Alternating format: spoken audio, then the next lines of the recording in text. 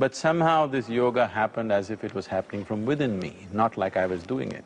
Without a single day's break, it happened for 13 years. It doesn't matter where I was, if I was trekking in the mountains, it happened, if I was in a party, it happened, wherever I was, it always happened. I kept it up. And you think that led to this realization or… Definitely. Or this discovery? It's based on that that I formulated various systems where every human being can experience Because your that. literature describes you as a realized master. Realized, yes. Yes. And… The only distinction between one human being and the other is all of us have the same possibility. Either it is realized or not. That's the only question. But in your case, it happened not necessarily with sadhana, going to the hills, praying for years. See, there is a sadhana. Growing a beard. See whether You know, that happens even if you don't do anything. renunciation.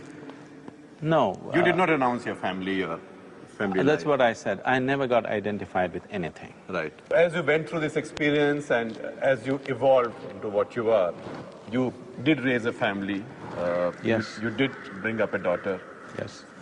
She's turning 18. She's turning 18 and you didn't give up anything and go away in the hills or someplace or… No, you never thought of it? I have embraced a million-strong family. Yes. I have not given up anything. So that's what I was saying, that your mother would be very proud of you because you have a family of more than 1 million devotees and now a wonderful center here in Villangiri foothills, but also one coming up in Tennessee, Yes. America. We are coming up with a large center in Tennessee. 1,200 acres. See, Tennessee of all the places. Because Tennessee is very much the heart Yes, of the it Bible is Belt. it's a Bible belt. So We're you'll be doing very dismissed well there. as a cultist, as a strange guy, a Rastafarian, all kinds of things. See, the word cult is Cultist, first of all. cult is very freely used word. But one thing that, one mistake that repeatedly spiritual teachers have done around the world is they want to form a community of their own, Right. a world of their own. That's never been my thing. My thing is I'm always encouraging and bringing people to embrace the world, not to become a separate island of your own. Because what's the point creating a world of your own? There's really no point. And after all, the Creator's creation is wonderful. You don't have to create something. We have a center, that's different. But creating a community and a city is a different thing. I never have such intentions and that always leads to isolation and kind of freakish… Well, if not the world, you've created a little domain, and if not your own, maybe one for the Creator, which is where we go next now, your Dhyanalinga temple. Sadhguru, this is Dhyanalinga. Yes. The temple you built. I talked about building not a world or domain for yourself, but one for the Creator. Tell us about this. It took you a long time doing it. And this was also some kind of an inspiration. See, what we refer to as Dhyanalinga is the very essence of yogic sciences. This temple is not created for worship or ritual. Right. This is purely for meditation. In fact, there is no worship or ritual. There is no worship, prasad, no aarti, ritual, nothing, no. No chanting. No. No. It's in total silence always. Right. Nobody speaks inside the temple, it's always in silence. See, all these buildings that you see here, they are not standing here because the strength of its material. Right. It is all brick, lime and mud. There is no cement, there is no steel in these structures. I see. And they are not standing here because of the strength of the material, but because of the perfection of the geometry. Right. When you create a building with concrete or steel, there is a tussle between the gravity and the building. One day the gravity will win anyway. Right. Here there's no tussle, they're in, they're in proper harmony. You've designed these. Yes, they're in proper harmony, they're in relaxation, there's no tension. I would say that buildings themselves are meditating, that's how they are made. We're using the gravity to make the buildings stand. Your talk is so contemporary all the time. It reminds me of something you said at the World Economic Forum, Davos, where I heard you speak. You said that you now need contemporary wisdom in contemporary times. Isn't it? Why is it that people think that 2,000 years ago or 5,000 years ago, human beings were more intelligent than what they are today? It's a shame. because we identify wisdom as ancient. They go together. So there can be no wise in the present. So somewhere we believe people of the past were more intelligent than us. But wisdom should be wisdom. Why should it change?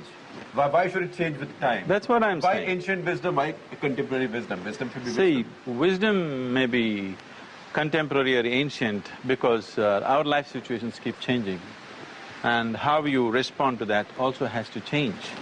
So I would say wisdom has to be contemporary.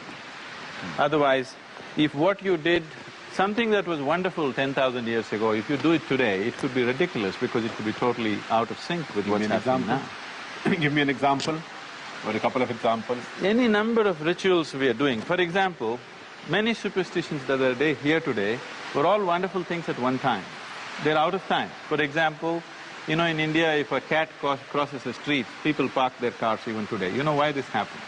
If you trek in these mountains, if a tiger comes or any big cats come, like a panther or a tiger, it's a natural instinct for them. Whenever they cross an open space, after crossing the open space, they'll sit there at the edge of the space, look back and cover their tracks.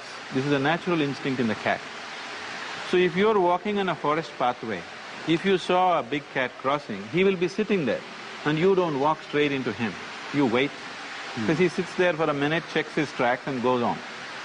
This is about big cats, not about a house cat, not when he's crossing a highway and you're sitting in a car. So that's how superstition came into Yes, being. most of the superstitions at one time were scientific facts for people who lived in those times. Right. But we continue the same thing in exaggerated ways today, it becomes a silly thing to do.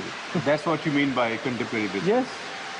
And you know, the other thing that intrigues me, we need many hours of talking about all this, but another thing that intrigues me, you talk of life as a celebration, right? And yet you say for most people death is a big relief. Even if you have having a wonderful party, don't you want to close it sometime? Well, but you know, I may think, oh God, it's over too soon. When is the next one? Why should it be a relief? We don't want it to be over too soon, but you want to end it somewhere, isn't it?